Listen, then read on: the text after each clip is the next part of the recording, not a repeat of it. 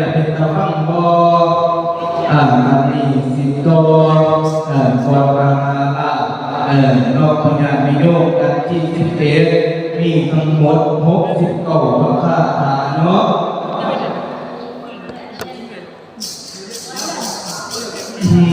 บั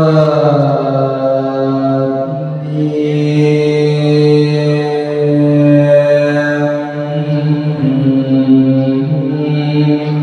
จังว่าฟังโปรดปรานในกันมหาราชจันสิว่าแต่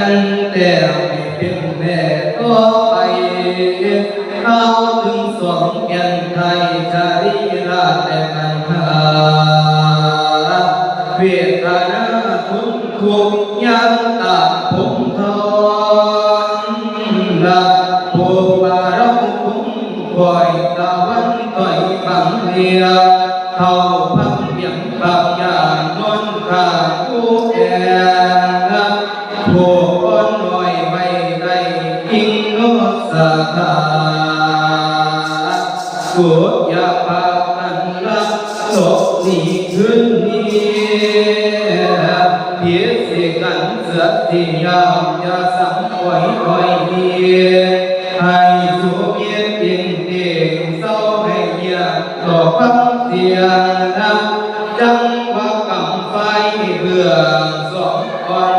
ละสะโอนนับน้ำตาตกไหลน้องสังละนุ่มตัวยันนับรักที่ขาดคุ้มเขา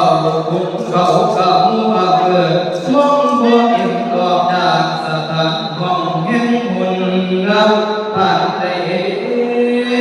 ดังเสียคนเกียรดันหิมาพานก็รามันเกือเกินเพิ่งที่เห็นเจอพอคำเขาโนกันหาลาอันนี้จะได้ภาคเพียรยิ่งจะมาก็